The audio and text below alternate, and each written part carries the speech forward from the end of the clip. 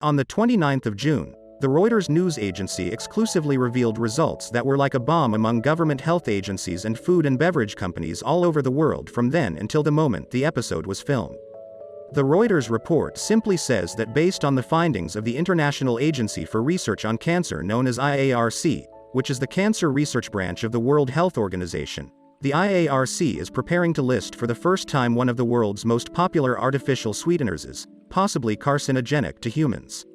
This substance is aspartame, which is used as a substitute for sugar in thousands of products made by some of the largest food manufacturers in the world.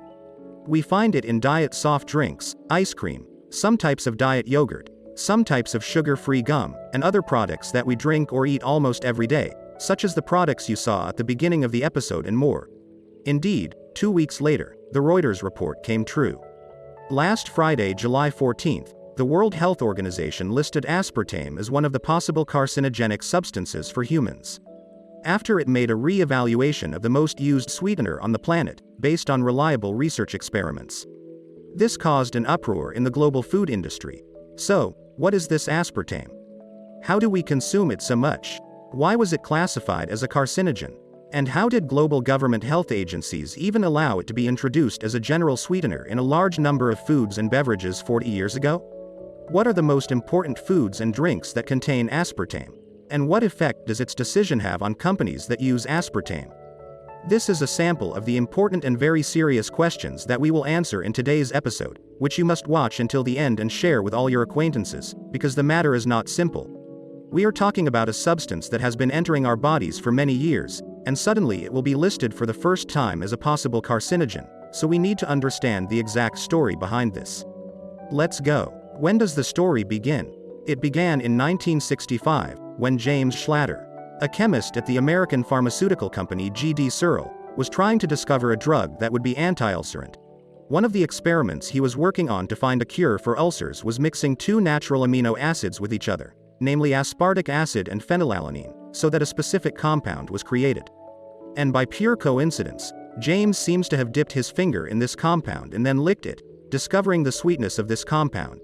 It tasted very sweet, about 200 times sweeter than regular sugar, and, at the same time, it turned out to be very low in calories. It was an amazing discovery at the time.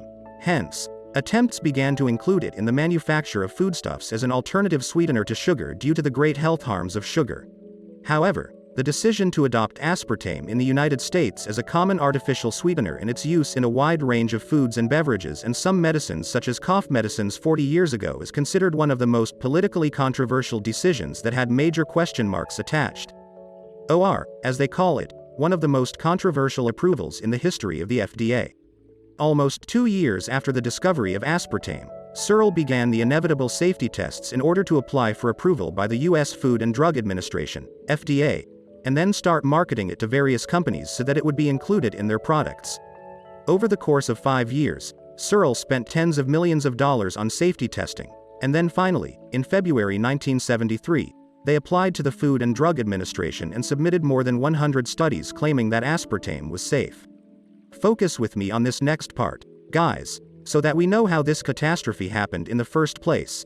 In 1974, the FDA announced its preliminary approval, thus granting permission to G.D. Searle to use aspartame, but before the decision was adopted, independent scientists who were conducting research and studies on aspartame objected and said that the substance could cause mental retardation, brain damage, and neuroendocrine disorders. Another team of scientists also objected, saying that Searle had failed to properly perform its own safety tests, that their laboratory experiments were shoddy with inaccurate methods and results, and that the test data had been manipulated. A third team of drug scientists inside the FDA itself, upon looking over the studies and laboratory records that Searle had submitted, discovered that a large proportion of the company's experimental work was highly unreliable.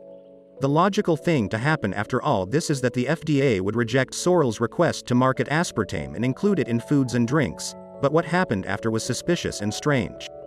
The FDA said it was unable to conduct all the reviews due to a lack of resources, and so required Searle to sign a contract with an organization called the Universities Associated for Research and Education in Pathology, commonly known as UAREP. Of course, the decision of the FDA to use a third party, especially this one, was a very confusing decision for two reasons. The first is that the Food and Drug Administration had just received new funding from the U.S. Congress in April 1976 to be able to fully examine toxicological data in the chemical industry. So how could they not have the necessary resources? The second reason is that this particular party did not have the expertise required to judge the results of experiments conducted on live animals, and therefore, how could their evaluation be relied upon? Finally, in 1978, this organization issued its report consisting of 1062 pages, which concluded that the studies they were conducting were reliable, meaning, in short, that aspartame is a safe substance. Of course, after that, huge objections were raised about the safety of aspartame, so the FDA, in order to resolve this dispute, decided to create the so-called Public Board of Inquiry known as PBOI, which, by the way, is the only time that such a council has been formed, consisting of a committee of 3 academic scientists independent from the FDA and CERL. These scientists began their work in the early 1980s, and by October of the same year they came out with their conclusions as follows. Consuming aspartame does not pose an increased risk to the brain, causing mental retardation. But the available evidence does not exclude the possibility that aspartame causes brain tumors. Accordingly, the Council recommended not to allow the use of aspartame pending the results of more tests, after which CERL of course objected to their conclusions. And because the Council had an advisory role only, not binding on the FDA, in July 1981, the Commissioner of the FDA, Arthur Hayes Jr., decided to ignore all of this and announced his decision to approve the use of aspartame in food products other than soft drinks. Of course, you are now surprised at how this is happening in a democratic country that has as much transparency as the United States. Why? What is the reason? There is a simple detail that will explain everything that happened to us. In 1977, who became the new CEO of GD Searle? This man on the screen, whom you certainly know since the time of the US and its allies' invasion of Iraq in 2003, was the mastermind behind the war and the first person to claim that Iraq had an active program to produce weapons of mass destruction as a justification and prelude to the invasion. He is Donald Rumsfeld. Before he was appointed CEO of Searle in 1977, Rumsfeld was one of the most prominent figures in Washington, D.C. He was a former member of Congress and held the U.S. Department of Defense directly before that under U.S. President Gerald Ford. Of course, when Rumsfeld was appointed president of the company, he brought with him important figures in Washington and appointed them to the top management of the company. In January 1981, U.S. President Ronald Reagan was sworn in as President of the United States, and Rumsfeld was among his transition team. Focus with me, guys. Right after Donald Reagan was sworn in, he appointed a new commissioner to the FDA, and who is he? Exactly, Arthur Hayes Jr., the one who agreed to use Searle's aspartame only a few months after being hired. Since then, aspartame entered the market as a low-calorie sweetener and became a major ingredient in foods and beverages in the United States, after which the European Food Safety Authority known as EFSA approved its use in Europe, and then it began to spread all over the world until it reached us here in the Arab world. Since the 90s, scientists have begun to focus more on the safety of aspartame in their research and studies as an ingredient that has become widespread in thousands of food and beverage products. Almost all of the studies that were conducted by independent scientists or certain scientific bodies with no conflict of interest and indicated that aspartame could play a role in causing us cancer, were attacked and questioned about their accuracy by other parties and scientists funded by parties that have an interest in the continuation of the use of this substance in the market. In this context, we will look at 2 of the largest studies that have been conducted on aspartame. In the recent years, we will find the results of a large study that was announced last year, in 2022, at the Sorbonne Paris Nord University in France, in which 100,000 adults participated in the follow-up period reached 9 years. A large observational study examining the impact of people consuming artificial sweeteners in large quantities. The results of the study showed that people who consume artificial sweeteners, including aspartame, are at a greater risk of developing cancer than others. The study also showed that consuming sweeteners is associated with an increased risk of developing conditions that affect blood flow to the brain by approximately 20%, in addition to heart diseases such as heart attacks, large and small strokes, and angina pectoris. The scientists proved in this study that the consumption of artificial sweeteners was associated with an increased risk of heart disease by 9%, and aspartame was specifically associated with an increased risk of cerebrovascular disease by 17%. Moreover, there is another equally well-known study by the Ramazzini Institute, RI, an independent and non-profit research laboratory in Italy. Years ago, This laboratory began conducting a series of large-scale toxicological studies on mice to determine if there was a relationship between aspartame and cancer. The studies involved 3,122 mice who were exposed to different doses of aspartame over their lifetime. The Italian scientists discovered that aspartame caused an increase in the incidences of malignant tumors in multiple organs in mice, and they observed increases in tumors of the hematopoietic and lymphoid tissues in both sexes. Cancer of the renal pelvis and ureter in females, breast cancer in females, and peripheral nerve tumors in males. Of course, after the results of these two studies and others were published, there was a state of intense controversy in the scientific community, and government health agencies that allowed aspartame, such as the European Agency for Food Safety, began to question these studies, while other scientists opposed the results, especially the results of the Ramazzini laboratory study. However, what was noticed is that many of these scientists were being funded by industry parties that profit from aspartame consumption, such as the American Beverage Association, the Ajinomoto company that supplies aspartame, and the Calorie Control Council. These entities represent lobbies or pressure groups that protect the interests of companies operating in this industry. For example, the American Beverage Association is an American government pressure group that represents the American beverage industry, and its members are producers and bottlers of soft drinks such as Coca-Cola, Pepsi, and Keurig Dr. Pepper. In addition to members of companies that manufacture other non-alcoholic beverages. The business related to aspartame is a huge industry worth billions of dollars, guys, and therefore it is a given that we find this desperate defense of the interests of the companies benefiting from it, especially since aspartame is one of the most widely used industrial sweeteners in the world.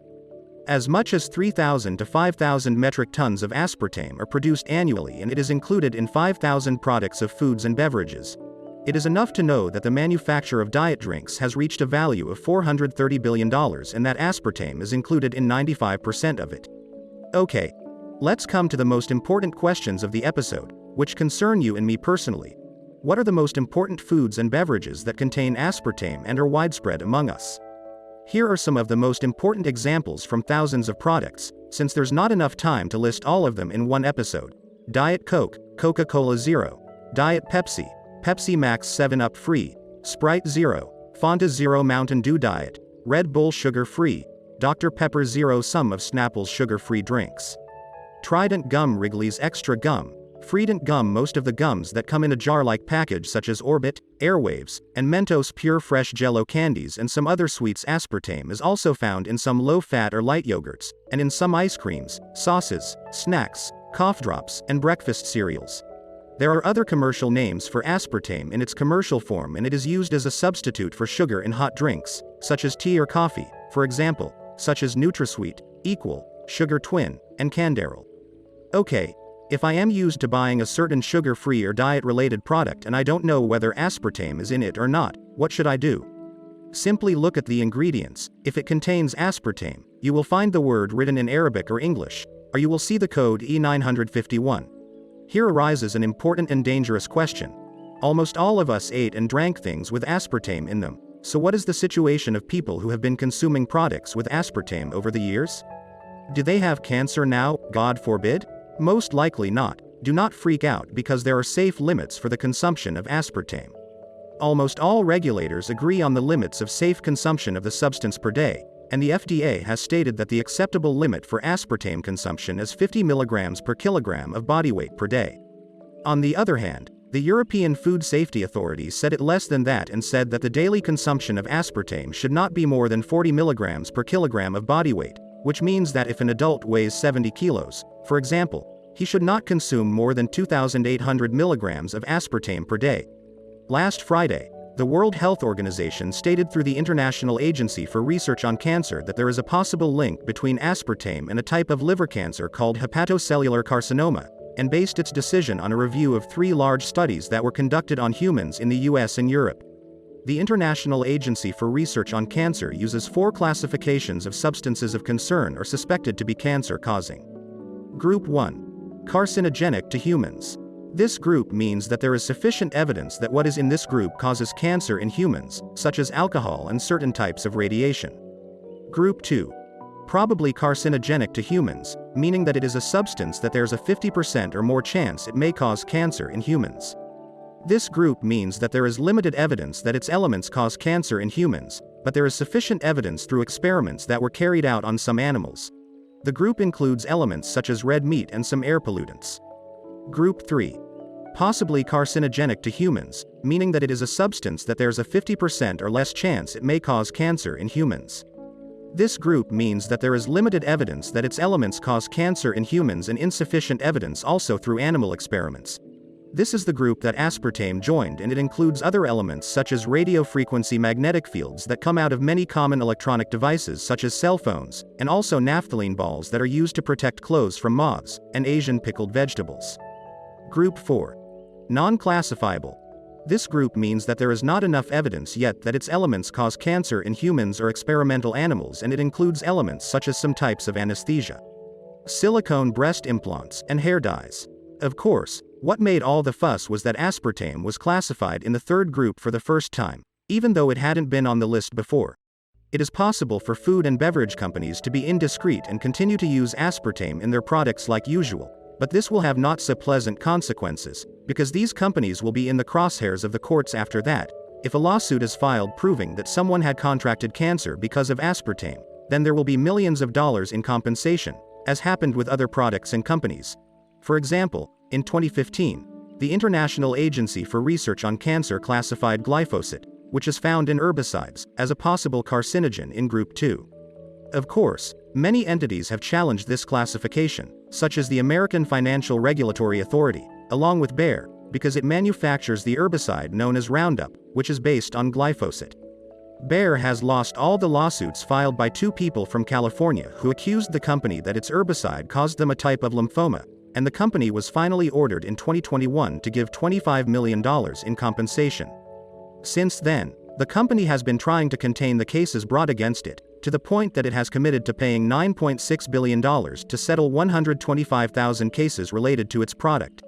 By the way, during the litigation, the company was also saying, like the food and beverage industry lobbyists, that decades of studies have shown that glyphosate-based herbicides are safe for human use, and that glyphosate has been approved by the Environmental Protection Agency as a safe substance for humans. My personal advice is that we try to reduce as much as possible the products that contain aspartame, even better to stay away from them completely. The giant companies that pump billions of dollars to influence research or to cast doubt on other research, with their powerful advertising machine blurring the waters, don't have it in their interests that consumers know the full facts. No one will consider your best benefit but you yourself. So preserve your health and make the greatest commitment to it. However, most of the products that contain aspartame are harmful apart from the substance itself, in other ways, so it is better to quit them altogether. I conclude here, and as usual, I have a question for you. Which of the products we mentioned in this episode do you consume the most?